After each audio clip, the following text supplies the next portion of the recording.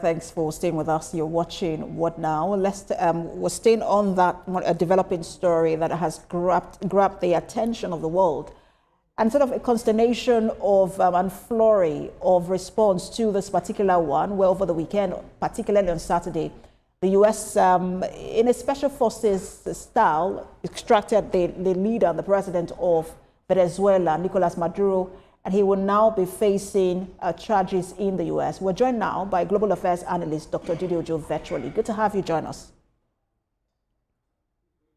It's my pleasure. Good afternoon, Precious. So congratulations on the award. Oh, thank you very much. Dr. Ojo, let's start with this very daring special forces raid to extract President Maduro.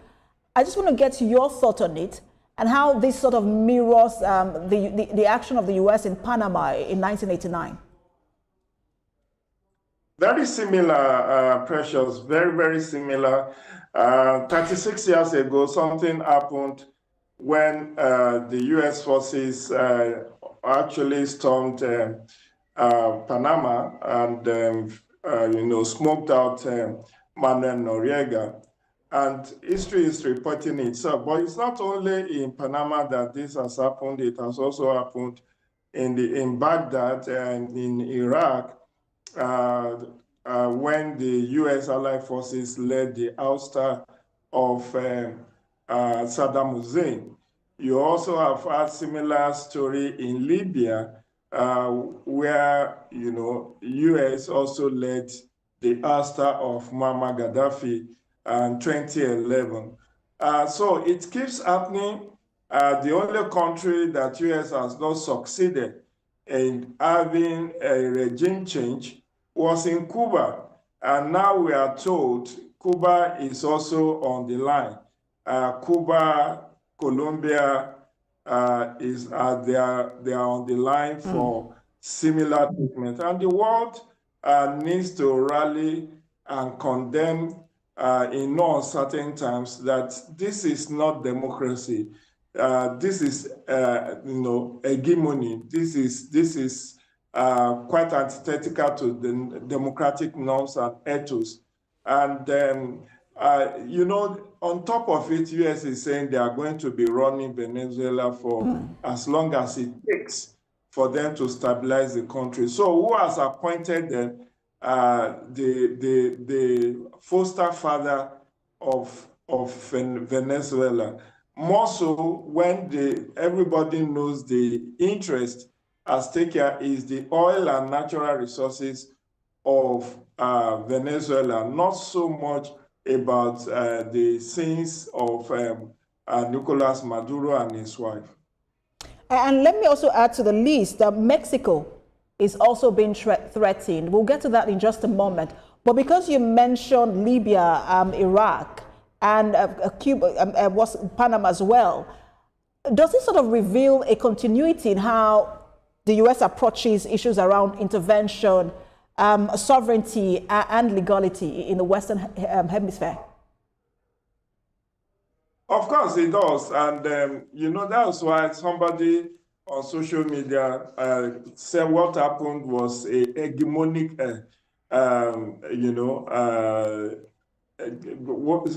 there is a word that I'm trying to remember now. Is it atmospheric hegemony or something?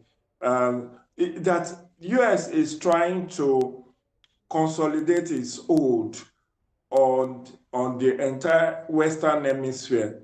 And that we may have seen unwittingly a kind of tripartite calibration of the entire global hemisphere, with China, Russia, and US bifurcating or trifurcating the entire universe and carving out a sphere of influence for themselves in a manner that is reminiscent of what happened in 1884 during the Berlin conference in Germany, where Africa was divided among some superpowers.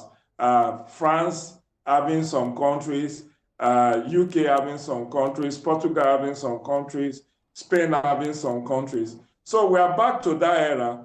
And unfortunately, this is happening in a time when people thought we are no longer in a unipolar world after the end of Cold War. But it seems like while there may not be essentially Cold War, we are back to era of hegemony, hegemony of superpowers over the small and medium powers. And it looks like the world, because again, we've talked so much about soft power and how important the US has that. China is also beginning to have that. And this war, for example, has also, the war between the Russia-Ukraine war, has also sort of ingrained into people's minds how important Russia is in the order of things. But I also wanted to talk about the military might, because no matter how much we talk about soft power, military might is perhaps also, if not more important.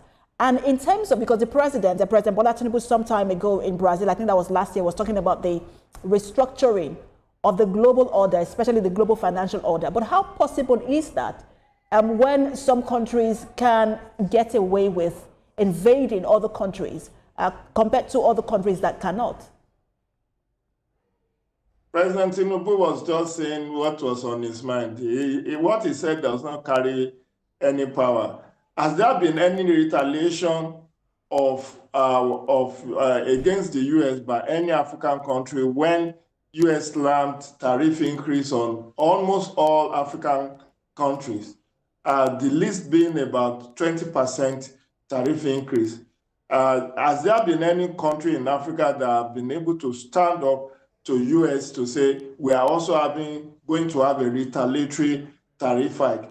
It was only China, maybe Canada, which other country? Just very few countries that were able to slam a retaliatory tariff hike on U.S. And that tells you about the military power. All this talk about diplomacy, soft power does not count in the real sense, because unless you have the military might, you are just going to be like a pawn in the chessboard of the rest of the superpowers.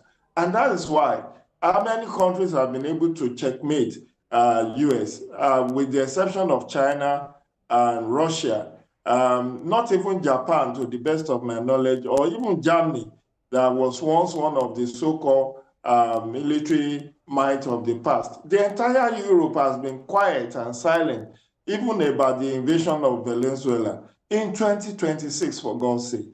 It tells you that if you don't have military might, then you are just, whatever you say is just an hot air.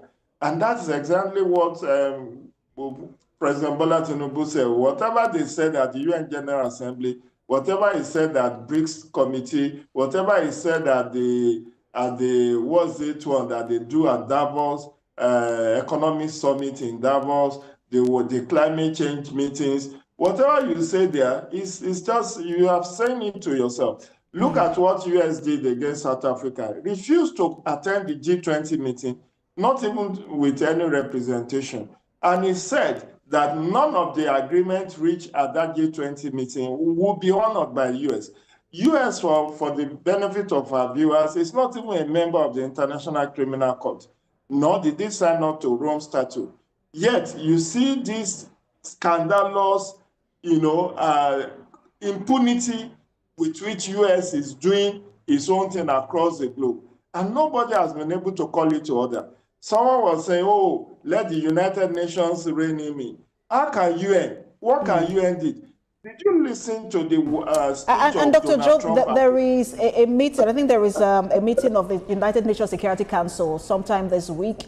We'll get to that if time permits, but I wanted to get back to Venezuela and just talk about how, because we have to properly situate the matter and balance it, as much as we're talking about the sovereignty of a nation, but we're also talking about a country that has a history of contested domestic politics, and then the very checkered record of the Maduro regime. So just speak to us about how the international, how they have maybe they blurred the lines of, I'm looking for the right word to use, just that blurred lines of law enforcement and war, and then the idea that regime change can be recast simply as an arrest. I just wanted to speak to that. Well, I'm trying to get the context of your question. I So really let me can't put it, let me fathom. simplify it. You had talked about how this is a violation of international law, but I'm also saying let's also put into context the character of the person we're talking about, Nicolas Maduro, and then speak to, because it's like being in between the rock and a hard place where there is law enforcement because there is drug trafficking, but there is also the sovereignty of a nation. Just sort of speak to that bloodline. Okay, now I got your point. The issue is this. Nobody is saying that Maduro may not have committed some of those atrocities. Is alleged to be a drug cartel leader. There's allegation of narco-terrorism financing, that he has opened the gates of his prisons to allow Venezuelans to, besiege the U.S. That there are about 8 million Venezuelans that are living illegally in U.S. Yes, this may be true, and I'm not going to hold brief for him. But can you be a judge in your own case? Assuming without considering that U.S. were to be a member of the International Criminal Court, the appropriate place to have this will have been the ICC at The Hague, where there will be an impartial panel of jurists to examine, because all these allegations have been debunked by the Maduro government, Nicolas Maduro himself. And you see, it's very convenient to call a dog a bad name in order to hang it. Someone was saying on social media that the Honduran president, who was also fingered to be involved in drug cartel, was recently given pardon by the US. So how do you juxtapose the two? Nobody is saying that Maduro came into power in 2013. Before him was Hugo Chavez, who anointed Maduro as his successor as a death wish. And it's been there, yes, the economy has dipped, the fuel prices, the price of crude oil has dipped in the international market, so he could not fund this obligation, and there are economic crises. But it's not only in Venezuela that you have economic crisis. There are economic crises all over the world, including in US and UK. You've seen protests, people protesting and all of that. And then you've seen also, if US is actually sincere with what they are alleging against Maduro. There was an election in July 2024, remember, Precious, and Edmundo Gonzalez won that election after the disqualification of Muchada, I guess. And it was said that Edmundo Gonzalez won about 16% of that vote. Why didn't US say, okay, Gonzalez, go and take over? You are the legitimate winner of that, and run the government with the support and assistance of US. But now US want to run Venezuela like a colony, a kind of protectorate. And that is what is unacceptable as far as I'm concerned. And interesting you make that point, because Dr. Joe, I remember that President Trump was also asked, the lady who won the Nobel Prize for Peace, or the Nobel Peace Prize, Marina, he was asked whether he would support her, to take over, because she was, had to be on exile when Gonzalo ran that election, and he said she doesn't have the support on the ground.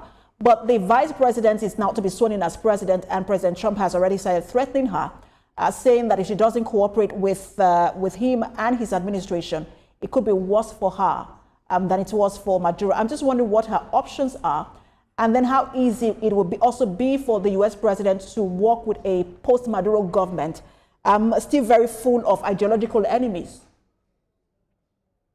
Well, unfortunately, the Delcy Rodriguez, the vice president of Venezuela, has no choice at all if she wants to live with her life, because we should not forget, Precious, that lives were lost on Saturday. About 80 people, according to New York Times, have so far been said to have been murdered in that bloody attack on Caracas. And so if Delcy Rodriguez is intransigent and insisted that it's only Maduro or nothing, she will be given similar treatment. Don't forget that Trump also said in media chat on Saturday that there might be another wave of attack on Caracas if they didn't achieve their objective. So she has to, Delcy Rodriguez may have to play it cool to save her neck and that of her brother Georgie, who is the head of the National Assembly of Venezuela. Otherwise, she may die in the process, or she may be humiliated out of office, and knowing full well that whatever America wants, America gets. It's very easy to just rope her in under the guise that she's also an accomplice to the Nicolas Maduro's infamy, and that will just be it. The rest will continue to condemn and mourn and castigate, but Trump will still get what he wants. So the point is that Donald Trump has not left anybody in doubt about his mission to Caracas or his mission to Venezuela. That is about the economy, not entirely to promote democracy, not entirely to promote good governance, but to explore. Don't forget, I don't think I've mentioned this here, that Venezuela has the largest oil deposit in the world. And that is the main attraction. Aside from the natural resources, iron ore, and some other natural resources that Venezuela has. So this may have been the main attraction, and the real reason why Donald Trump is in Venezuela rather than to promote democracy or to deal with issues of drug trafficking and narco financing. The point is, let's stay with Delcy Rodriguez. Needs to rethink. It's better to be safe than to be sorry. If she refused to be inaugurated as the president, and not just that, but also fully cooperate with the U.S. government, she may find herself on the wrong side of the U.S. government. The wrath of America could be visited on her and her family. And not just that, even the military chiefs, those who survived this last Saturday's attack, may go in for it, because Donald Trump has bullied everybody and has left a very certain message that there could be another wave of attack on Caracas and Dr. Ojo, there is just a lot to look at here. Again, I wish we could have talked about the United Nations Security Council meeting, but we can't talk about that. But what's interesting is that President Trump himself was once opposed to American adventurism. He criticized the U.S. for invading Iraq, but I mean, see where we are now. But we have to leave it here. Thank you so much for your time, as always. Global Affairs Analyst, Dr. Jide Ojo.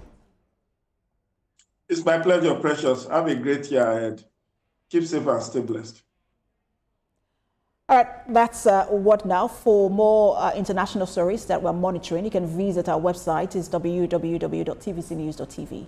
You can also follow us on our social media handles. We're on Facebook, Instagram, and on X at TVC News NG. We also have updates for you on WhatsApp and Telegram at TVC News Nigeria. On YouTube, we're live at TVC News Nigeria. Thanks for watching. I am Precious Amayo.